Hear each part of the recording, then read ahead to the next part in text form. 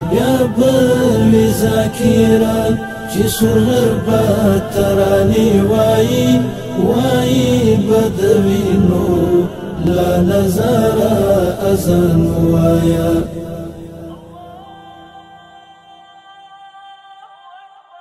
السلام علیکم ورحمۃ اللہ وبرکاتہ. نظریاتی جنگ چینل میں خوش آمدید.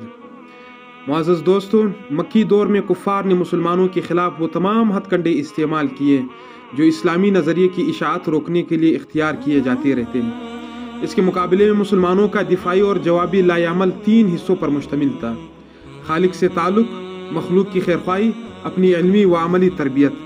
مسلمان اللہ پر مضبوط ایمان رکھتے تھے اور اس کی ذات سے تعلق کی تجدید ہر آن کرتے رہتے تھے. اس مقصد کے لیے ذکر الہی، دعائیں اور تلاوت اہم ذرائع تھے. نماز کی فرضیت سے قبل اللہ سے رابطے کے ذرائع یہی تھے. مسلمانوں کے پاس سب سے بڑے ہتھیار کلمہ طیبہ اور قرآن مجید تھے. قرآن مجید مخالفین کے اعتراضات کے اس قدر بھرپور جواب دیتا کہ وہ مبہوت رہ جاتے.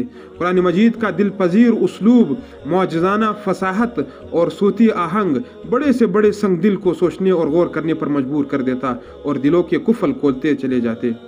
مخلوق خدا کی خیرخواہی کے جذبے سے لیس ہو کر ہر مسلمان دوسروں کے واجب حقوق کی ادائیگی ہی نہیں کرتا تھا، بلکہ حق سے بڑھ کر خدمت کرنے، موقع پر کام آنے اور معاشرے کے ضعیف و مجبور لوگوں کی ضروریات کی دیکھ بھال کرنے کی کوشش کرتا.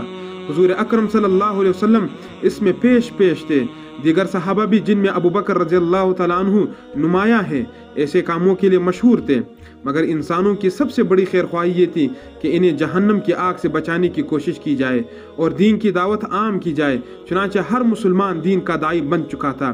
کلمے کی دعوت پہلے خفیہ اور پھر اعلانیہ، انفرادی اور اجتماعی طور پر جاری رہی.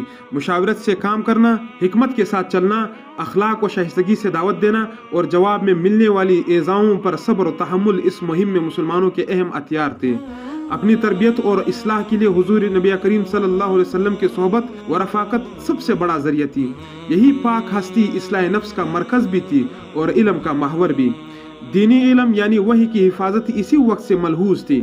مکی دور میں قرآن مجید کی آیات یاد کرنے اور سنانے کا سلسلہ جاری تھا. مشاورت اور دینی تعلیم کا مرکز دار ارقم تھا. اس تمام تر جد و جہد میں حضور نبی کریم صلی اللہ علیہ وسلم اور آپ صلی اللہ علیہ وسلم کے رفقا کے لیے سب سے بڑا سہارا قرآن مجید تھا. دایان حق کو قدم قدم پر قرآن مجید کی رہنمائی مل رہی تھی، جو آج بھی موجود ہے اور تا قیامت رہے گی. کفار وحی میں شبہات ڈالتے تو آسمان سے جوابات نازل ہوتے.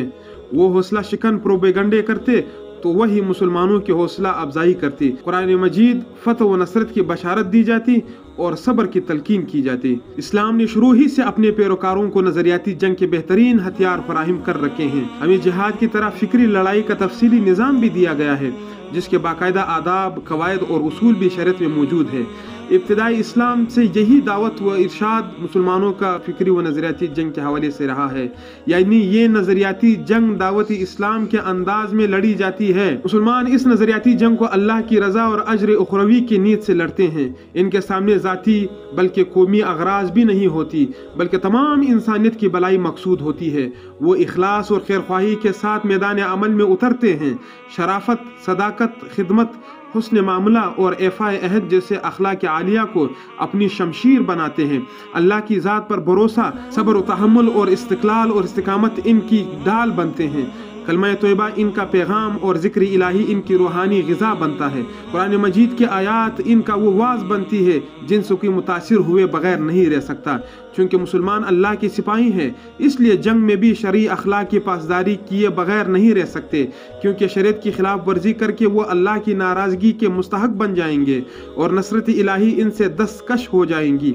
یہی وجہ ہے کہ وہ سازشوں اور مذموم پروپیگنڈوں کا سہارا نہیں لیتے، وعدہ خلافی نہیں کرتے، اپنے عمل سے دنیا کو سچے طور پر متاثر کرتے ہیں، ذہنوں کو لوٹتے نہیں، جلا بخشتے ہیں، لوگوں کو بیوقوف نہیں بناتے، شعور عطا کرتے ہیں.